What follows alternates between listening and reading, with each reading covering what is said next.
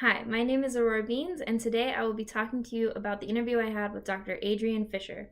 Dr. Fisher is a postdoctoral research associate, and he is currently filling a postdoc position here at Arizona State University. I'll put his contact information below the link for this video. I actually found him by looking in the lab that I'm applying to for grad school here at ASU, and he is currently studying bees, which is something that I'm very interested in. And so I thought that this would be also a good connection that he can speak to more of a personal experience with something that I exactly want to study, at least the organism. And I also thought he was in a good stage in his career to kind of speak towards graduate school, which is my next step, as well as professorship and kind of higher levels of the career. And so I first started off asking him about his kind of daily activities, and he said that he does a lot more maintenance work than you would think, because he takes care of the hives, he has to feed them pollen. It's a lot more caring for the organism that we're working for than a lot of people seem to think. It's not all just experiments. He talked about 3 phases of a postdoctoral position. The first phase being pre-project, and that's when you're kind of gathering info, you're consulting with different professors and different people, and you are kind of talking about how exactly we should do the experiment. And then from there you move into the actual experimental phase and doing the project. And so that's when you are doing all the experiments, you're running them, you're gathering data, you're collecting all the information you need, and then that could take potentially years. And then you move into the post-experimental phase, and that's when you are analyzing all the data, running all the tests, and actually writing the paper that you intend to publish based on the research that you've done.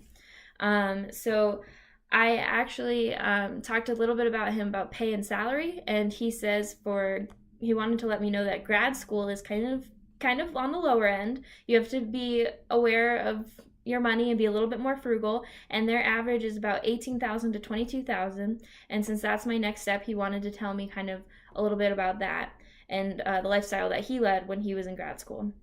And then where he's at now in his postdoc, it depends a lot on funding, and that's a very important source throughout the entire careers, basically, the entire career that we're looking at here. Funding is a main issue, and he actually listed it as one of the difficulties of the job. But if you have like a good source like he does, you tend to get paid a little bit higher in your postdoc, and so the average is about $30,000 to $45,000 for a postdoc. And then the range from professorship varies depending on what kind of university you're at. Once again, your funding, basically how valuable you are, how many publishable works and published works that you have, but that can range anywhere from $55,000 to $100K. So then I asked him more about kind of the skills that it takes to work in this field and what would be beneficial to have. He obviously said not to be afraid or allergic of the organism that you're working in. Since we work primarily with insects, that can be something of an issue, especially bees. He said organization is very important. You have a lot of balls in the air, and he said that organization is a main point to stay focused and to do everything that you need to do. And he also really stated that you need to be able to think on your feet. A lot of the organisms that we're working with, they don't know that we're running experiments on them. And so he says that it's important to kind of like be flexible and be humble, as well as being able to fix a problem as soon as it comes up and being able to know kind of what to do, even if it is a spur of the moment issue. Some difficulties, he said, besides that would be funding, like I mentioned before. It can kind of be a huge issue throughout the whole career. He also said the behavior and availability. So if you work somewhere where it snows, you might not be able to do research on bees during winter, because they are busy overwintering, so you have to just do them during certain times, that kind of stuff. And also competition with other people. Everybody is doing research and everybody wants to get the next paper out, and sometimes maybe they're studying something very close to you are, and they might actually do a better job or do a faster job at what you're doing. So he said that that's kind of a difficulty. Overall, I felt the interview went really well. He was very kind and he had very thoughtful answers.